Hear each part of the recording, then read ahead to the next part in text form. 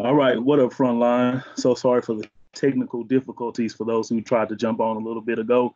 We tried to get it all worked out, but we think we have a good solution here. So hopefully everyone is able to view this and find this information to be pertinent to your lives. So my name is Q Phillips, one of the founders of Frontline. I get to wear dual hats today, one as a community Frontline member, and then also my hat as a Fort Worth ISD school board trustee. And I'm so grateful that today we get to have an educational update. It's been a lot of things going on since we have hit this little tumultuous time in our life with COVID-19 taking over everything that's happening on every front. And we wanted to make sure that we're able to get the proper information out there to the community about the state of education here in the Fort Worth. So we are so grateful that my man, the superintendent of Fort Worth ISD schools, were able to jump on. This is Dr. Kent P. Scribner. Kent, thank you so much for joining us today, man. Well, thank you very much. It's great to be here with both of you. Yeah, man. So first things first, before we get into the information, I just want to simply ask you, how are you and how is your family doing, man, during this time period? Well, thank you very much. So we have four in the house right now. The oldest, the youngest, my wife and myself. We're all very busy. It's hard to believe how working from home can be as hectic and busy as it is. We're on phone calls, we're on Zoom meetings, we're participating. The little guy's doing his homework. He's a sixth grader, and our oldest just graduated from Arizona State. He's here. He was working with a radio station in Dallas, and of course that's now on hold. So we're all here just kind of hanging out and making the best of it. But I tell you what, we're making up for. We've had more dinners at home tonight. Dinners at home with the family in the last month than we did for the last 5 years, probably. I'm telling you, same here. No, absolutely, man. It's been great. Well, I'm very glad. So there's some blessings in the skies. The blessing in the sky. Absolutely, man. Well, I appreciate that, man. So we got a few things that we'll get through the course of this conversation, little topics that we know that we've been hearing from the community that people would like to have updates on. And then for those who will be watching this video, even though it's not being live streamed at the moment, whatever platform you're watching it on, if you would leave us a comment or with any kind of question, particularly on our Facebook page, the Community Frontline, we would definitely be able to get that information to you if it's something that's not answered throughout the course of this video. So to jump in, man, so the first topic is food service, man. So one of the things that we've been able to figure out, and we've been able to see, you and I, as well as the rest of the community, is it really does, this crisis that we've been in has unveiled that there are still inequities, even though we already knew that, but it really got to rear its ugly head and show the inequities that are happening all over the country, all in our community, man. And so with that being the case, it really came to the forefront that the school systems are really the ones that are feeding a majority of our young kids around, our students and our young people around the country on a day-to-day basis, and that people are really relying on that food. So it's sad that that's the state of affairs, but thankfully school districts around the country have been stepping up and trying to make sure that we're filling that void in this time. So as far as Fort Worth ISD and our institution, could you give an update on kind of what's happening with our food service program? Sure, thanks, Q. So you're absolutely right. I mean, the public schools in the urban cores across the city, across the country, really are the center of the community. When I talk about our schools, I often say Dunbar school community, the Eastern Hills school community, because it's both a community inside the school and outside the school, and nothing has shined a greater light on the disparities that exist in our communities, more so than this crisis. When we started, we talked about having 7 and then maybe later 10 feeding sites. As it turned out, we needed to have 18 sites, food distribution sites. We learned a lot. We were feeding over 50 to 60,000 meals a day. We have a system by which we started serving lunch every day, which was today's lunch and tomorrow's breakfast, so that families could come pick up food for their children. Any individual 18 years or younger can eat at any of our sites, and we have now 18 sites. we listened to our community and listened to our parents, and the feedback that they gave us was coming to school every day for one meal was cumbersome.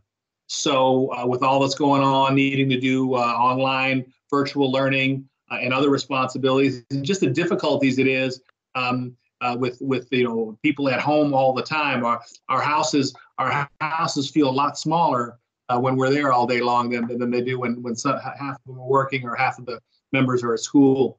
So what parents asked us was to have 2 days of food distribution. So instead of 5 days with one meal, we actually increased the number of meals. Now we're serving 2 days. We're serving 3 days of meals each food distribution day. So if it's a Tuesday and a Friday, on Tuesday they get 3 days worth of food. On Friday they get 3 days worth of food. So now we're getting 6 days worth of food. And we've really found that now as the crisis is lingering and continuing, that families are more and more depending on this food. The number of families who showed up every day has increased. We see the job layoffs. We see the kinds of businesses that are able to work remotely and the kinds that are unable to work remotely. And it's unfortunate that many of our families are in those positions where they are unable to work remotely. So our families are struggling financially. Social and emotional health of our students is of the utmost importance, and we want to make sure that we're meeting their food insecurity needs as well as their social and emotional health. Absolutely, man. Absolutely. No, I appreciate that. And so along with that, with us seeing how we had to fill the void food service wise and filling the void for those food insecurities, we were also able to see how the digital divide also reared its ugly head. So with FWISD, we were already 1-to-1 when it came to devices for our 6 through 12, for our middle school and high school students. Every one of those students already had a device to be able to utilize, but we didn't have that same ratio down in the elementary ranks. So we've been able to see that families have been needing access to be able to have a device, but then even when we're able to provide a device, that we also that there's families that can't utilize the device correctly if there's not Wi-Fi available for them. So I know that as a board, we just had a decision to be able to furnish more of those products to be able to help every family out. But if you could speak a little bit more to kind of where we are as far as with devices, hotspots, and kind of what we're doing with that digital divide as well. Well, thank you. And first, I want to thank our board of trustees and you personally, Q, for supporting that recommendation to buy 6,000 hotspots. When we started, as you said, we've already provided a Chromebook for all students 6th grade through the 12th grade. So it really became an elementary issue. We were able to use some of our Title I dollars to buy all 5th graders Chromebooks. So now we're going to move down from 5th grade into the early years with iPads. What we found was of our 85,000 students, about 4,000 of them did not have a device, and these are your Kinder 1, 2, 3, 4 students. About 1,000 of them had a device but not reliable Wi-Fi, and another 4,000 had neither a device nor a Wi-Fi. So with the board's leadership, we were able to purchase 6,000 additional Wi-Fi hotspots, another 4,000 additional devices, and we're deploying those today. In fact, those 6,000 were configured this week, and we distribute them to the Dunbar Pyramid on April 21st. Eastern Hills, April 22nd, Poly, April 22nd, OD Wyatt, April 23rd, and Western Hills, April 23rd also. So we're moving our way through the district, again, with an equity lens, getting devices to those families who need them the most. But it really comes to a more fundamental question of equity. When we're talking about buying Wi-Fi or buying hotspots or buying devices, at some level, I want to say, I don't want hotspots. Hotspots are a 2-week, a 2-month temporary fix. It's a Band-Aid. What we need are Wi-Fi towers in East Fort Worth and Southeast Fort Worth. What we need is the AT&T and the major corporations to, if they're going to put one on one side of town, they should they should only get the permit to do that if they put one on the other side of town, so that we do have digital equity and digital fairness. Because as we move forward with this crisis, this may not be the only time that we are going to be educating virtually and at home learning.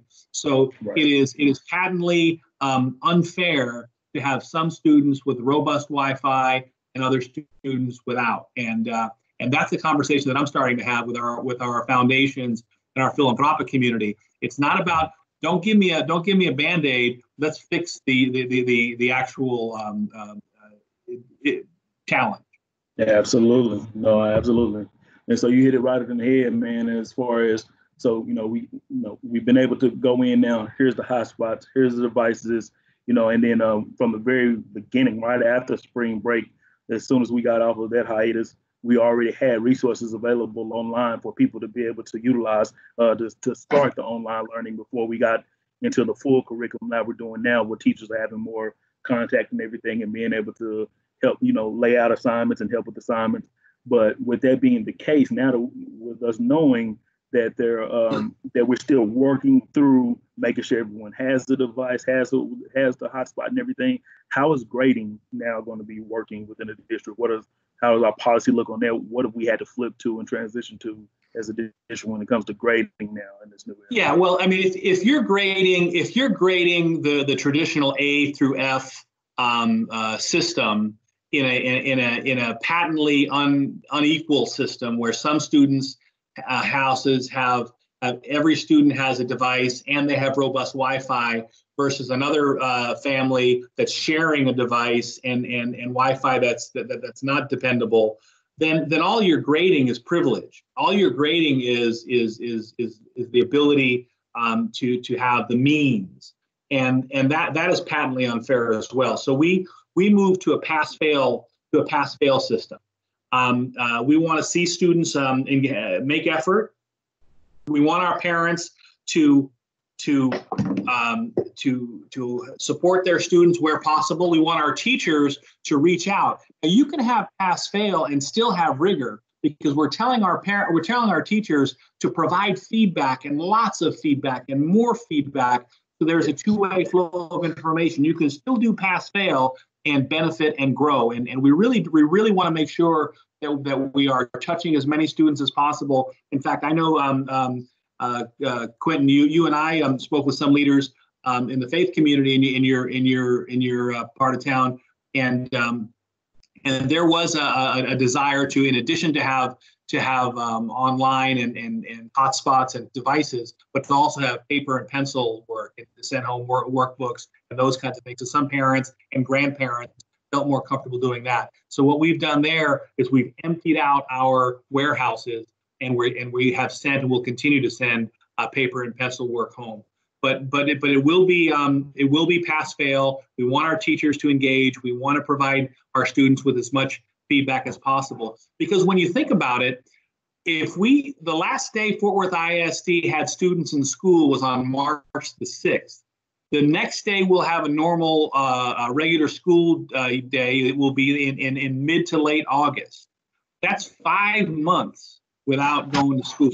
So we're going to see some summer slide, some regression that we're going to have to get after and just dive in and from an equity lens, support those students in the greatest need from day one.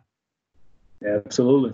And so, yeah, man, when you talked about the rigor aspect, as putting on the other hat as well, outside of trustee and outside of community frontline, put on the parent hat, the rigor there, man. My sixth grader is getting on every day, and he's attending class every day, and he's doing assignments every day. So yeah, the rigor is definitely there, man, and that is a good thing. Absolutely. And dad's algebra skills are getting better too, aren't they? We'll see. I'm married a mathematician, so I don't have to worry about that. Yeah.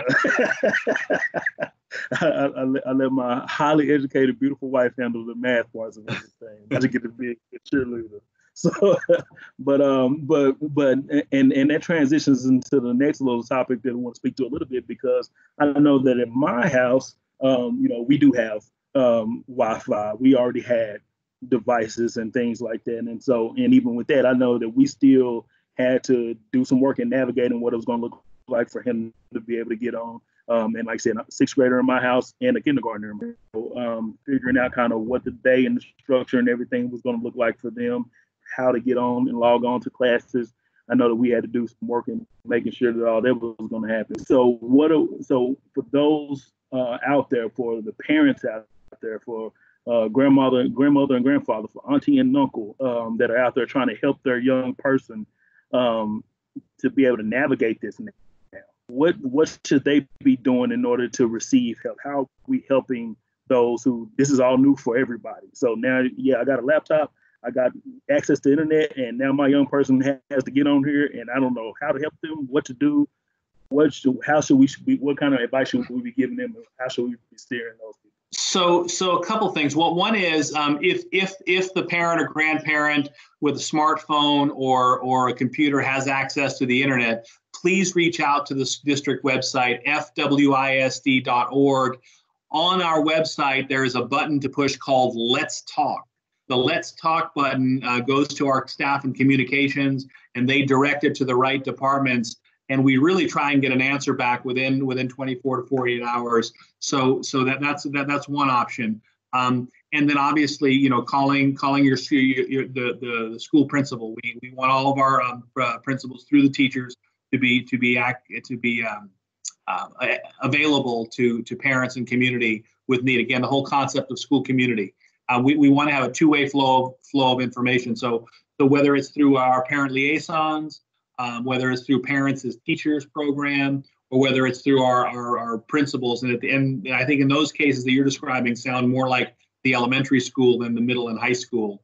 I would really encourage our parents and grandparents to reach out to the school teacher, the classroom teacher, and then also the principal.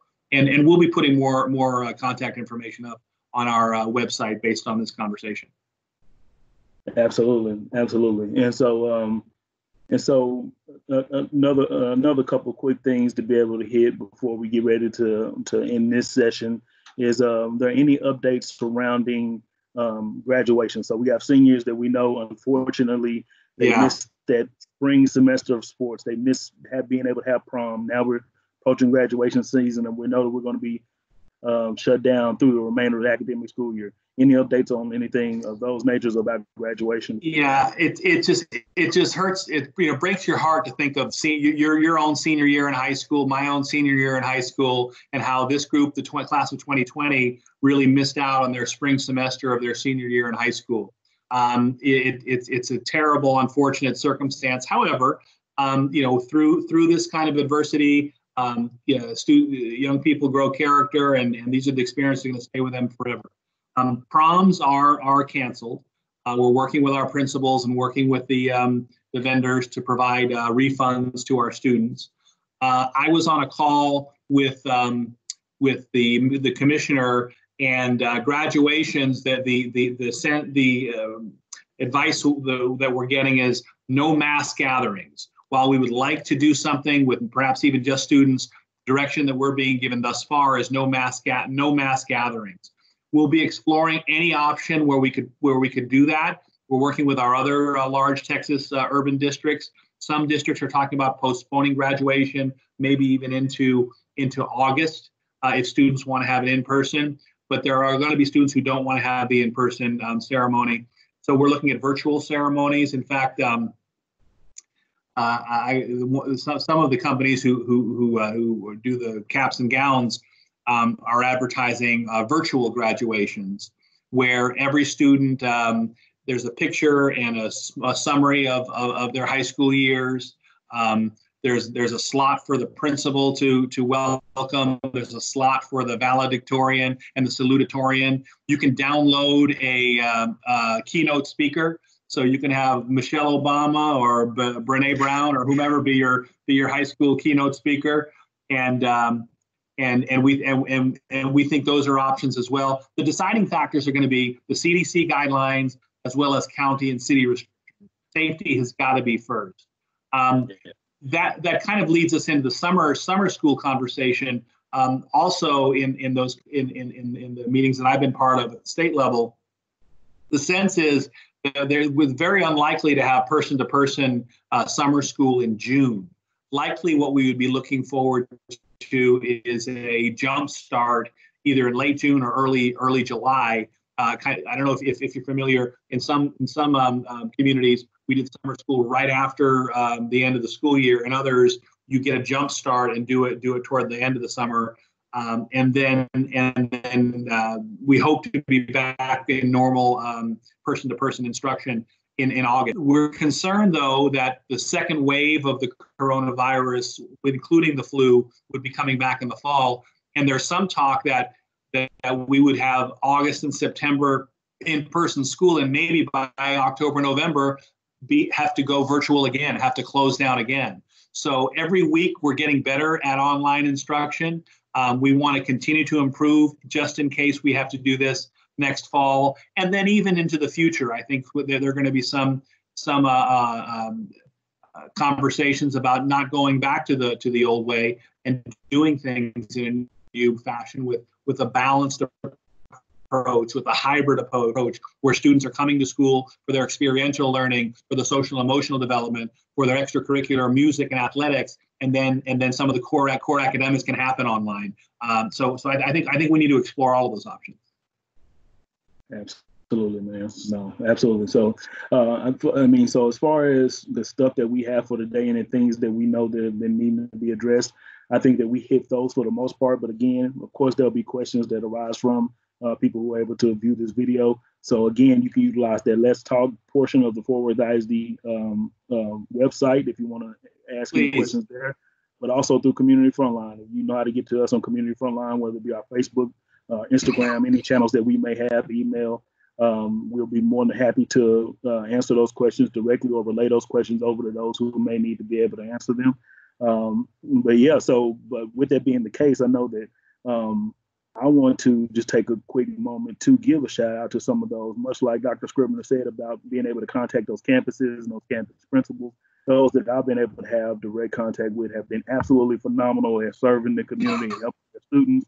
Martha Plata has been great, Christine McLeod, Dr. Christina Hansen, Oscar Adams over at Dunbar High School, Rodney White.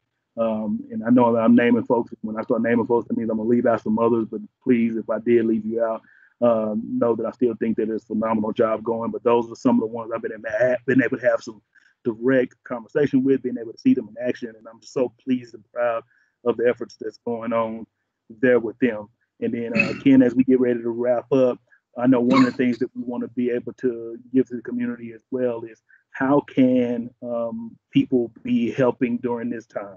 If there's anybody out there who wants to be able to help students who are concerned about the district, who wants to see things go well. I know that we've organized with a lot of churches and nonprofit partners, things like that. How can people be helping during this time period? Well, I thank you for that. We have 85% of our families live at or below the federal poverty line. So basic food insecurity issues, basic needs, really reaching out through an organized system like a church to your local communities, just checking on your neighbors, making sure people are okay. You can do that in a social distancing way. And really checking on each other, because these are tough times and there's lots of stress. There's financial stress. There's stress with the schoolwork. There's job stress. There's food insecurity stress. And we know that, unfortunately, the cases of abuse are increasing. Schools, in fact, are typically the place where lots of those are noticed and reported. We're mandatory reporters. So to the extent to which we can reach out to our neighbors, we can check on anybody in the community who may need help. We'd really appreciate it. These are times where we all have to pull together, and we will get through this, and we'll be stronger as a result. But I'm a huge proponent of continued communication and a two-way flow of communication, where we're listening to our parents in our community, and we can also share information with them. So to the extent possible, particularly with our younger students, reaching out to the schools and the principals and asking for what their specific needs are. I know that the food insecurity remains an issue. I know there's some concern about the supply chain. So the extent that we can donate to feeding Fort Worth and feeding America is important. Absolutely. Well, man, I'll say this. I just want to quickly say thank you to my colleagues on the board with me. I can say to a man, to a woman, they have been putting young people first, and it's been amazing to see that shift in dynamic that's been happening with our board, and just phenomenal people who really care about making sure that the students and the families in our communities are served. So I'm so grateful for them. And then, hey, a direct thank you to you, Kent, and your staff, the administrative team. Since, like I said, the second this hit, y'all sprung into action. Y'all got no spring break whatsoever. Y'all went straight into working council plans and going full force into making sure that our district was staying afloat. And then not that we were just solely surviving, but that we were continuing to thrive in this time period, man. And I just cannot thank you enough for your leadership, your guidance, and all the sacrifices that you and your family have been making during this time, man. So kudos to you. Much appreciation. Seriously, man. Job well done so far. Yeah. So thank you for your leadership. You already know, man. I got you back. But with that being the case, thank you, Frontline, for tuning in. Any questions you may have, hit us up. We thank Dr. Scribner for taking time out of his schedule to make sure that we're updating the community. We will make sure the community has all the information they need. And of course, Community Frontline will be out making sure that we're taking care of folks. So you check your inbox, check our Facebook page, because we have a link where we are helping folks. So if there are people out here who need help with groceries, with utility assistance, with we're trying to get masks right now. There's a lot of things the community at the Frontline is doing right now, just trying to make sure we're playing our role.